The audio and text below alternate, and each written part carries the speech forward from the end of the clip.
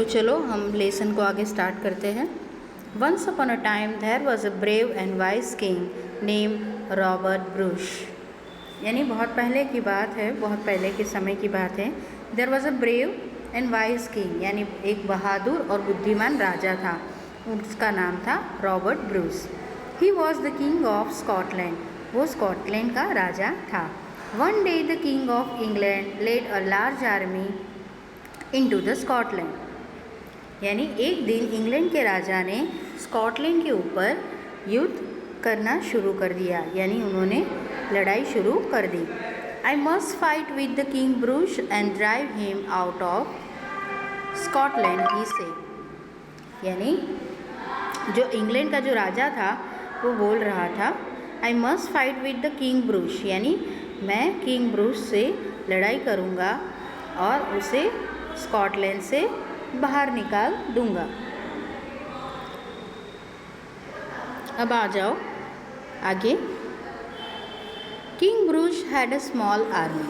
अब जो राजा जो था, किंग ब्रूश था राजा, उसकी जो आर्मी थी, उसके जो सोल्जर्स थे वो क्या थे, बहुत कम थे। उसके पास इतनी बड़ी आर्मी नहीं थी, इतनी बड़ी सेना नहीं थी। ही fought the war bravely with the king of England, यानी उसने बहुत बहादुरी से किंग इंग्लैंड के जो राजा थे उसके साथ युद्ध करना शुरू किया था। He fought 6 times and lost all the 6 times, यानी उसने 6 बार लड़ाई की और 6 बार वो हार गया। He could do nothing more than run and hide, यानी 6 बार लड़ाई करने के बाद भी जब वो जीत नहीं पाया तो उसने क्या किया, वहाँ से वो भाग गया और छुपने के लिए जगह ढूंढने लगा। He hide himself in a cave in the forest, यानी उसने अपने आप को एक गुफा के अंदर, जंगल में जो गुफा होती है उसके अंदर अपने आप को छुपा लिया। One rainy day king Bruce lay on a pile of straw in the cave, यानी एक दिन बहुत बारिश हो रही थी, रेनी डे था। किंग ब्रूश ने क्या किया कि वो ले ऑन अ पाइल, यानी पाइल का मतलब होता है a number of things place on top of each other, यानी एक के ऊपर एक चीज़ जो रखी होती है वो जो पाइल होता है, यानी एक के ऊपर एक चीज़ रखते हैं। जो घास सूखा घास होता है उसका जो उसको एक के ऊपर एक रखते हैं, उसका जो घास का जो कूड़ा होता है उसको पाइल बोलते हैं। उसके ऊपर वो क्या कर रहा था, गुफा में लेटा हुआ था। He felt very tired and sick, और वो अपने आप को बहुत थका हुआ और बीमार महसूस कर रहा था। He thought I do not want to try again, all is lost.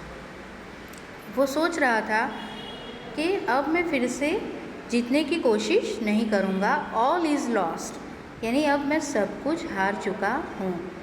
As ही ले थिंकिंग, यानी वो जब लेटे लेटे सोच रहा था, he saw a spider spinning her web in the cave. अब लेटे लेटे उसने देखा कि एक जो स्पाइडर है वो अपना क्या कर रहा है, जाल बुन रहा है गुफा के अंदर।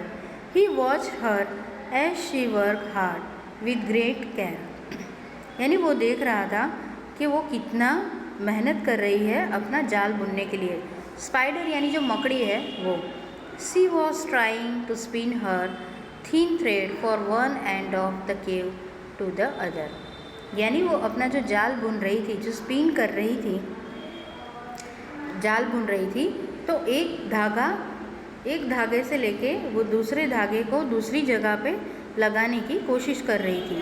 द केप्ट फॉलिंग डाउन, और वो उसको क्या कर रही थी, बार बार गिर भी जा रही थी। The thread was thin and short, और जो उसने जो धागा बुना था वो पतला और छोटा था। But she kept trying, but फिर भी वो कोशिश करती रही। King Bruce counted the number of times she tried and failed. अब किंग ब्रूश वहाँ देख रहे थे कि वो कितनी टाइम कोशिश कर रही है और कितनी टाइम फेल हो रही है, यानी कितनी टाइम वो फेल हो रही है, मतलब कि वो इतनी बार कोशिश कर रही है और फिर भी वो जाल बुना नहीं जा रहा है। तो वो बैठे बैठे काउंट कर रहे थे। 6 times, how sad, he said. यानी राजा ने बोला कि ये तो 6 बार हुआ, कितना बुरा हुआ कि 6 बार इतना कोशिश करने के बाद भी उसको सफलता नहीं मिल रही है।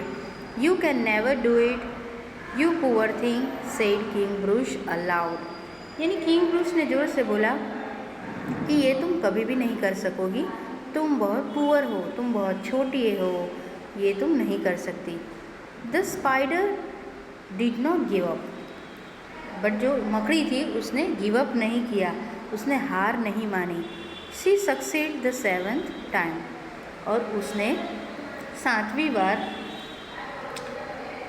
जाल बुनने में सफलता प्राप्त कर ली। This time she was able to spin her thread to the other side of the cave. अब इस टाइम उसने क्या किया कि जो धागा उसने बुना था, जो जाल उसने बुना था, उसको वो एक साइड से लेके दूसरी साइड तक गुफा के लेके गई, और वो अपनी जो जाल बुनना था, वेब बनाना था, उसमें वो कामयाब रही। किंग ब्रूश वॉज सरप्राइज्ड, यानी ये देखकर किंग ब्रूश तो चकित हो गए कि अरे वाह, ये क्या हो गया, यानी वाह, ये क्या कर दिया उसने। अब येलो बॉक्स में देखो, how many times did the spider try to spin her web. उसने कितनी टाइम ट्राई किया? 6 टाइम, और 7 टाइम फाइनली वो वेब उसने बना लिया।